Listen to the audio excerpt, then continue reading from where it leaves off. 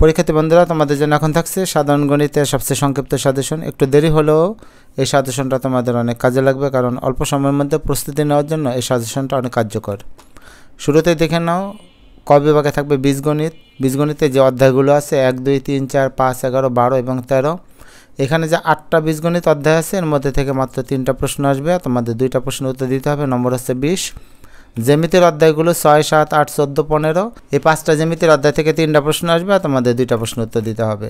গ বিভাগে থাকবে ত্রিকোণমিতি আর পরিমিতি। এখানে অধ্যায় আছে 9, 10 আর 16, এই যে 3টা অধ্যায় আছে এর মধ্যে থেকে 3টা প্রশ্ন আসবে আর উত্তর দিতে হবে 2টা, নম্বর হচ্ছে 20।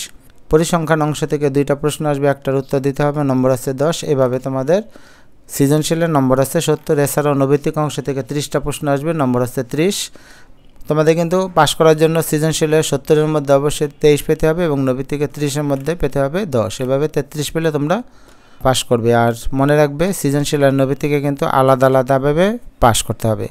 এখন ভালো প্রিপারেশনের জন্য বা তোমাদের অঙ্ক পরীক্ষা যাতে ভালো হয় তার জন্য কি কি নিয়ম তোমাদের মেনে চলতে হবে, একটুখানি ধৈর্য ধরে বিষয়গুলো খেয়াল করো। যে বীজগণিত যে 8টা অধ্যায় আছে, এই 8টা অধ্যায়ের মধ্যে তোমাকে যেহেতু 3টা প্রশ্ন আসবে আর দিতে হবে 2টা উত্তর।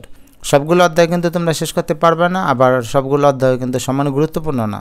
সবচেয়ে গুরুত্বপূর্ণ অধ্যায়গুলো হলো 3, 4, 11, 12 এবং 13। চাইলে তোমরা 12 বাদ দিতে পারো, তাহলে 3, 4, 11 এবং 13 এই 4টা অধ্যায় ভালোভাবে অনুশীলন করবে।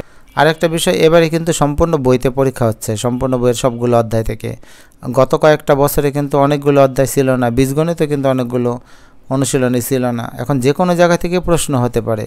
তো আমরা যে সাজেশনগুলো দিই এগুলো সাধারণত একটা প্যাটার্ন ফলো করে দিই, সেই হিসেবে আমরা ধরে নিতে পারি 3, 4, 11 এবং 13 থেকেই সৃজনশীল প্রশ্নগুলো বেশি আসবে। আবার তৃতীয় অধ্যায় থেকে 3.45, চতুর্থ অধ্যায় থেকে 4.3 এবং দ্বাদশ অধ্যায় থেকে 12.1 তোমরা বাদ দিতে পারো সৃজনশীলের জন্য। জ্যামিতিতে অধ্যায় আছে 5টা, 6, 7, 8, 14 এবং 15। এখান থেকে 3টা সৃজনশীল প্রশ্ন আসবে, 2টা উত্তর অবশ্যই দিতে হবে। আর গুরুত্বপূর্ণ অধ্যায় হলো 6, 7, 8, এই 3টা অধ্যায় করলেই 2টা অন্তত কমন তো পাবে, 3টাও পেয়ে যেতে পারো। আর যারা আরও দুর্বল তারা এখান থেকে 6 নম্বর অধ্যায় বাদ দিবা, তোমরা 7 এবং 8 করবা। এরপরে গুরুত্বপূর্ণ পরামর্শটি হলো ত্রিকোণমিতি পরিমিতি অধ্যায় থেকে। এই অংশ থেকে 3টা প্রশ্ন আসবে, 2টা উত্তর দিতে হবে। ত্রিকোণমিতি অধ্যায় আছে 2টা, আর এখান থেকে 2টা প্রশ্ন তো অবশ্যই হবে, আর 2টা অধ্যায় ভালোভাবে অনুশীলন করা উচিত, তাহলে তোমরা 2টা অধ্যায় থেকে যে 2টা প্রশ্ন মনে হয় দিতে পারবে। আর যদি পরিমিতি করতে চাও তাহলে এখানে একটা অধ্যায় আছে 16 অধ্যায়। 16 অধ্যায়ে কিন্তু আবার 4টা অংশ আছে, 16.1, 16.2, 3 এবং 4, আর সব মিলিয়ে একটা প্রশ্ন আসবে।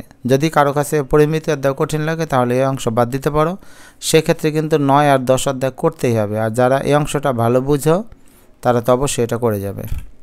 এরপরের পরামর্শটি হলো পরিসংখ্যানের ক্ষেত্রে এখানে একটা মাত্র অধ্যায় আছে, সেখান থেকে 2টা প্রশ্ন আসবে, একটা প্রশ্ন উত্তর দিতে হবে। যেহেতু পরিসংখ্যান সহজ তাই সহজে একটা প্রশ্ন উত্তর দিতে পারবে, বলেও কিন্তু এখান থেকে 2টা প্রশ্নের উত্তর দিতে পারবে না। পরিসংখ্যানের অংশগুলোকে আমরা যদি 2 ভাগে ভাগ করি তাহলে দেখতে পাই গড়, মধ্যক, প্রসারক, অজীব রেখা অঙ্কন, বহুভুজ অঙ্কন এবং আয়তলেখ। এই 2টা অংশ থেকে তোমাদের মূলত 2টা সৃজনশীল প্রশ্ন হবে। তো আয়তলেখ থেকে সাধারণত প্রশ্ন কম হয়, তো বাকি অংশগুলো তোমরা করলে পরিসংখ্যান একটা দিতে পারবে। এছাড়া পরিসংখ্যান থেকে কিছু সংক্ষিপ্ত প্রশ্ন ক নম্বরে আসে, যেমন প্রসারক শ্রেণীর মধ্যমান নির্ণয় করো, শ্রেণীব্যাপ্তি 5 ধরে শ্রেণী সংখ্যা নির্ণয় করো, বিচ্ছিন্ন অবিচ্ছিন্ন চলক কাকে বলে, মধ্যক শ্রেণীর মধ্যবিন্দু নির্ণয় করো, প্রসারক শ্রেণীর উচ্চসীমা নির্ণয় করো, প্রসারক শ্রেণীর নিম্নসীমা নির্ণয় করো, কেন্দ্রীয় প্রবণতা কাকে বলে, কেন্দ্রীয় প্রবণতার পরিমাপ কয়টি ও কী কী, চলকের পরিচয় সহ মধ্যক কিংবা প্রসারক নির্ণয় সূত্রটি লিখো।